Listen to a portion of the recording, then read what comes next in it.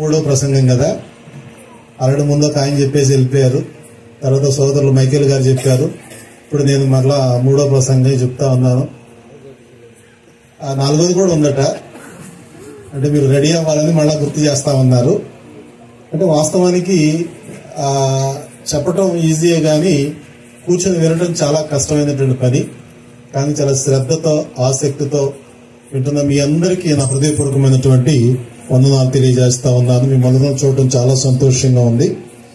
ఈ సమయంలో సోదరులు నాకు తెలియజేసినటువంటి విషయం ఏంటిదంటే, చాలా మంది దేవుని వెంబడించి దేవుని యందుకు వస్తా ఉన్నారు కానీ మరి దేవుని యందు విశ్వాసం ఉంచిన దానికి తగినట్లుగా ముందుకు వెళ్ళలేకపోతా ఉన్నారు. కనుక రక్షణ యొక్క అవసరతను గురించి కాస్త వివరించండి అని చెప్పి కోరారు. అందుకని సోదరులు కూడా ఇప్పటి వరకు చెప్పారు, మనం దేవునికి ఇష్టలుగా ఉండాలి అంటే ఏం చేయాలి? విశ్వాసం ఉంచిన వారమై ఉండాలి అని చెప్పబడింది. అంటే విశ్వాసం కూడా ఏదో భౌతిక సంబంధమైన విషయాల మీద కాదు కానీ దేవుని యొక్క విషయాల మీద మనం ఆధారపడాలనేటువంటిది మనం నేర్చుకున్నాం. అయితే ఈ సమయంలో క్లుప్తంగా నాకు ఇవ్వనటువంటి 20 నిమిషాల సమయంలో నేను ఎందుకు రక్షణ పొందాలి అనేటువంటి దాని గురించి మనం నేర్చుకునే ప్రయత్నం చేద్దాం. చాలా ప్రాముఖ్యమైనటువంటి అంశాలు చాలా క్లుప్తంగా మీకు అందించబడతా ఉంది కనుక మీకు ఈజీగా గుర్తుంటే జ్ఞాపకం అంటే నేను భావిస్తా ఉన్నాను. అయితే ఎందుకు నేను రక్షణ పొందాలి అనేటువంటి విషయాన్ని మనం జ్ఞాపకం చేసుకోవాలి అనంటే, అది కేవలం డేవిడ్ గారు ఏదో మనల్ని పిలిచారు, వారి కుటుంబం మనం ఆహ్వానించి చక్కని ఆతిథ్యం ఇచ్చి ఏర్పడడానికి చేశారు కనుక మనం రక్షణ కూడా పొందితే వాళ్ళ సంఘంలో చేర్చుకుంటారేమో, వాళ్ళ సంఘస్థులుగా మనం గుర్తించబడతామో అనేటువంటి ఒకళ్ళ అభిప్రాయం ఉంటే దాన్ని మనం మానుకోవాలి. ఎందుకు అన్నదంటే, రక్షణ పొందటం అనేటువంటి కోరిక డేవిడ్ గారిది కాదు, మైకేల్ గారిది కాదు, జయరాజన్ గారిది కాదు, ఎవరిది కాదు. ఇది మనలను కన్నటువంటి మన పరమ తండ్రి యొక్క కోరిక.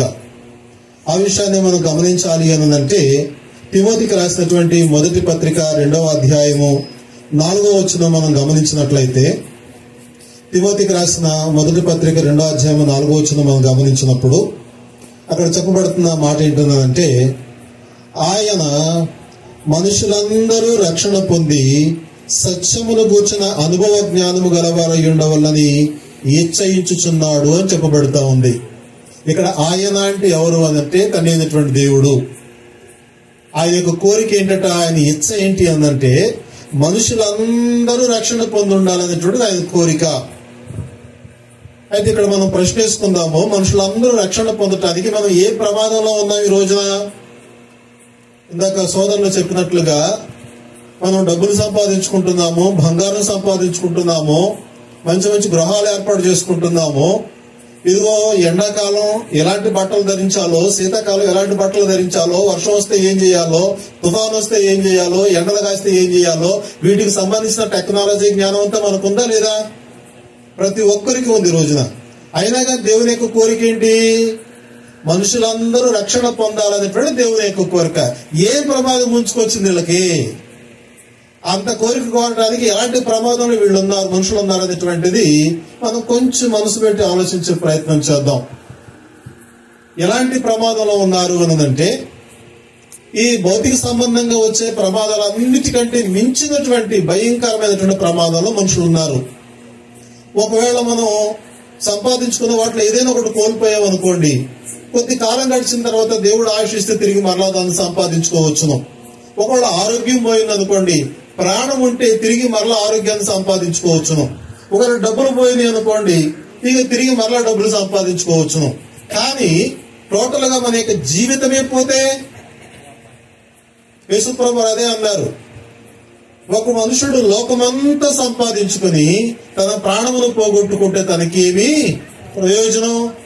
ఒకడు తన ప్రాణములకు ప్రతిగా ఏమి ఇయ్యగలుగుతాడు అని చెప్పి ప్రశ్నించారు. కాబట్టి మన జీవితంలో ఈ ప్రాముఖ్యమైనటువంటి జీవాన్ని మనం కోల్పోవడానికి మరి కోల్పోయేందుకు గొప్ప ప్రమాదంలో మనం ఉన్నాము.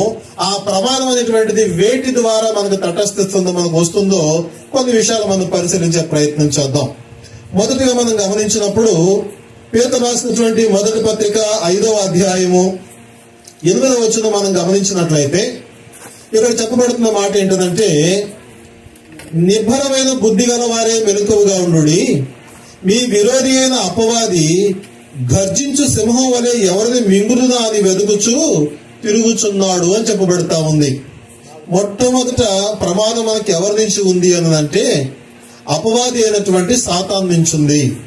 వాడి పని ఏంటట, ఎవరిని మృంగుదునా అని ప్రతి నిత్యం కూడా తిరుగుతూ ఉన్నాడు. అంటే ఎవరు దొరుకుతారు, ఎవరు నా మాటలు వింటారు, ఎవరు నా యొక్క పనికి మారినటువంటి ఆలోచనలకు లోబడిపోతారు, ఎవరు నాకు అనుకూలంగా మారిపోతారు, వారందరిని కూడా నా యొక్క నిత్య శిక్షణ తీసుకొని పోదాము అనే ఉద్దేశంతో అందరి కొరకు అతడు వెతుకుతూ తిరుగుతూ ఉన్నాడట. కాబట్టి ఈ సాతానుని ఎదిరించగలిగిన వాళ్ళు, మనలను సాతాను పాడు చేయకుండా అడ్డగించగలిగినటువంటి వారు భూలోకంలో ఎవరునూ లేరు.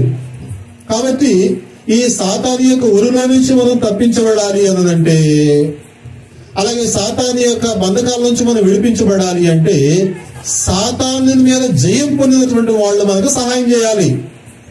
సాతాను మీద జయం పొందినటువంటి వారు ఎవరు? యేసుక్రీస్తు ఒక్కడే జయం పొందాడు. ఆయన ఒక్కడే సాతానిక క్రియలను లయపరిచాడు. వారి యొక్క బంధకాలన్నింటినీ తెంచివేశాడు. సాతాను ఏ విధంగా మనుషులను మోసం చేస్తాడో ఆ మోసాలన్నింటినీ, తంత్రాలన్నింటినీ బయట పెట్టి మన యొక్క నేత్రాలు వెలిగించి జ్ఞానోదయం కలుగజేశాడు. కాబట్టి సాతాను ద్వారా కలిగే ప్రమాదాలన్నింటిలో నుంచి మనం తప్పించబడేటట్లుగా దేవునిని ఆశ్రయించడం అనేటువంటిది మనకి చాలా ప్రాముఖ్యమైనటువంటి సంగతి.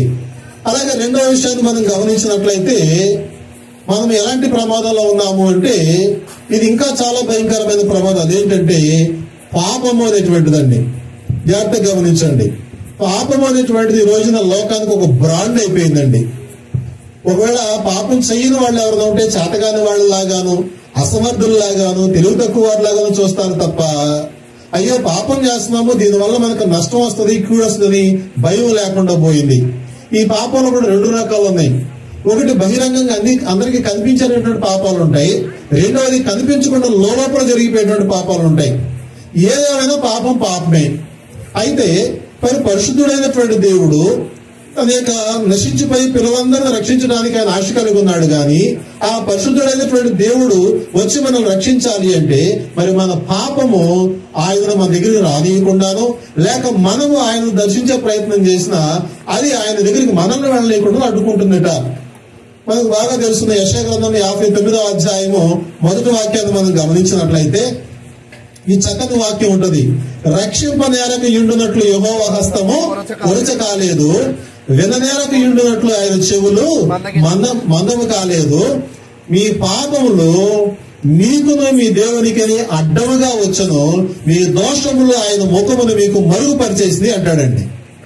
జాగ్రత్తగా గమనించండి. అంటే పాపం ఎంత డేంజర్ అనంటే ఒకవేళ ఏదైనా మనం తప్పు తెలుసుకుని మారు మనసు పొంది దేవుని వైపు తిరిగి నాయన నన్ను రక్షించు, నా పాపాలను క్షమించు అడిగేదానికి మనం ప్రయత్నం చేసే ఆ యొక్క ప్రయత్నంలో కూడా ఈ పాపం ఏం చేస్తుందంటే దేవునికి మనకు అడ్డంగా వచ్చి కూర్చుంటది. మన యొక్క ప్రార్థన దేవుని దగ్గరికి వెళ్ళనీయకుండా, మన రోదన దేవునికి వెడబడకుండా ఇది అడ్డంగా ఉంటుందట. కాబట్టి అలాంటి పరిస్థితుల్లో ఈ పాపం నుంచి మనం తప్పించేది ఎవరు? ఏ మనుషుడైనా తన పాపం నుంచి తప్పించుకునే ప్రయత్నం చేయగలడా? దానికి భూలోకంలో చాలా ప్రయత్నాలు జరుగుతున్నాయి.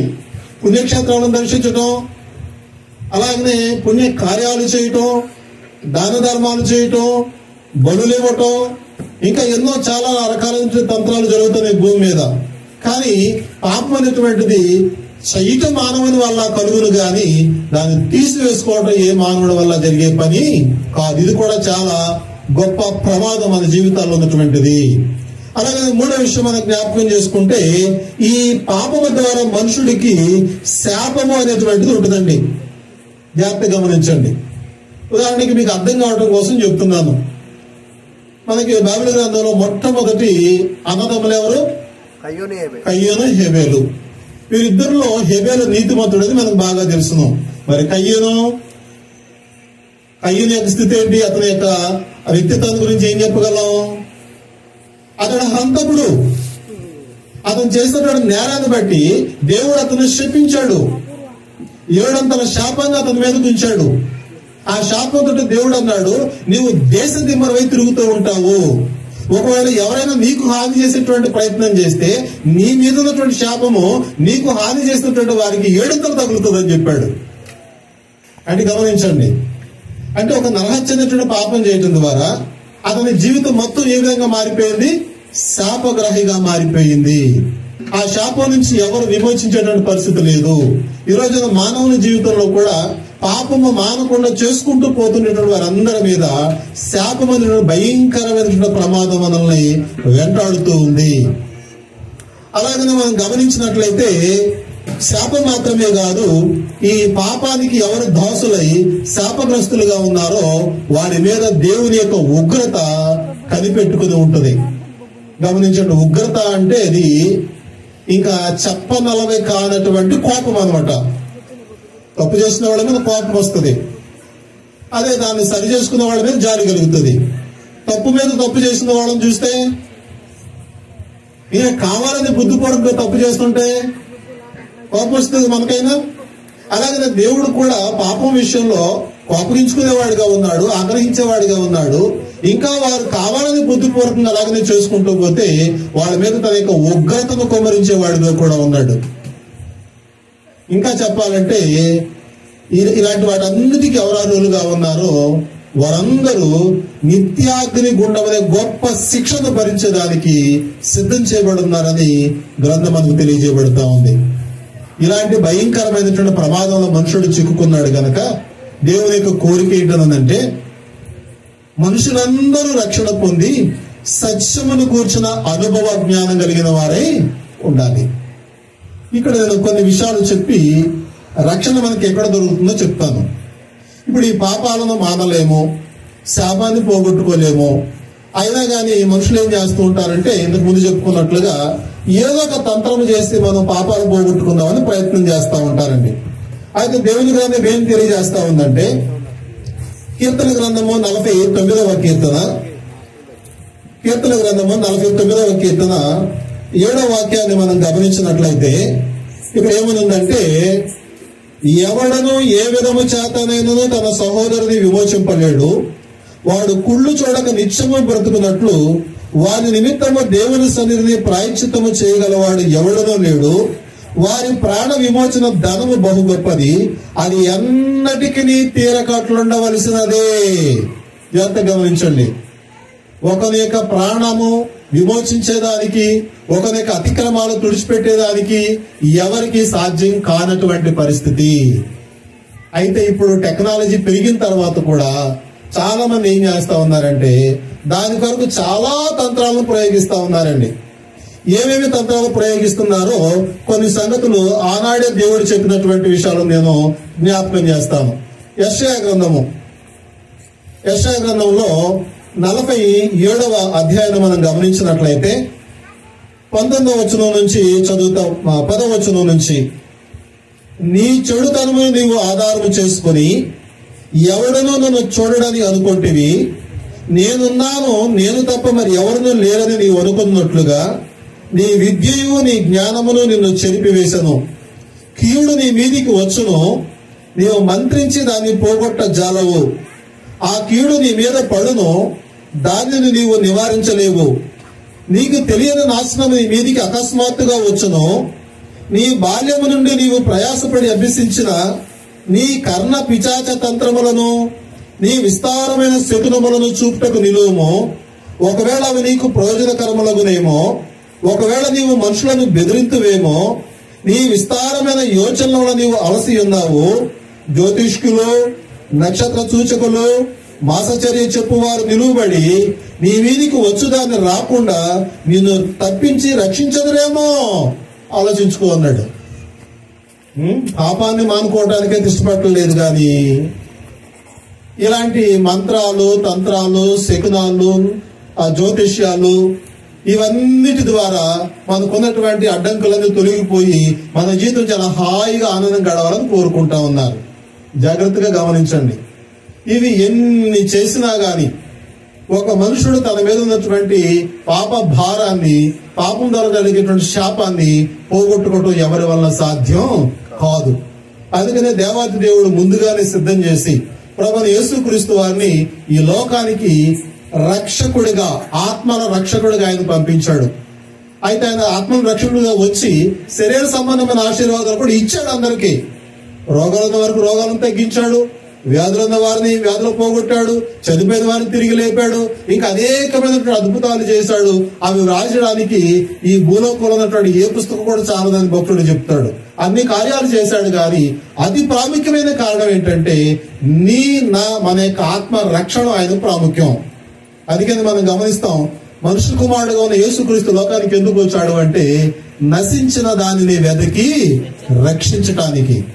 కాబట్టి మనము గొప్ప ఉపద్రవంలో ఉన్నామని, గొప్ప అపాయంలో ఉన్నామని మనల్ని గుర్తించి ముందుగానే మనకి ఈ సందేశం ద్వారా తెలియజేస్తున్న దేవుని యొక్క కోరికను మన్నించేవారుగా ఉంటే మనం ఏం చేయాలనంటే యేసు ప్రభుని కేవలం మేలులు చేయమని, ఆశీర్వాదాలు ఇవ్వమని, ఇంకా ఏదో మంచి ఉద్యోగాలు ఇవ్వమని, మాకు మంచి భవిష్యత్తు ఇవ్వమని, ఇవి మాత్రమే కాకుండా నాయన నీకు నాకున్నటువంటి అడ్డంగా ఉన్న పాపాన్ని తీసివేసుకోవడానికి నేనేం చేయాలని అడిగితే ఆయన గ్రంథం ద్వారా తెలియజేస్తా ఉన్నాడు. మార్కు సువార్త 16 మనం గమనించినట్లయితే ఒక మాట తెలియజేస్తుంటాడు, నమ్మి బాప్తిసం పొందినవాడు రక్షించబడతాడు, నమ్మని వానికి శిక్ష విధించబడుతుంది. కాబట్టి ఇప్పుడు దేవుడు చెప్పినటువంటి రక్షణ అనేటువంటిది సంపాదించుకోవాలి అంటే మనం ఏం చేయాలి?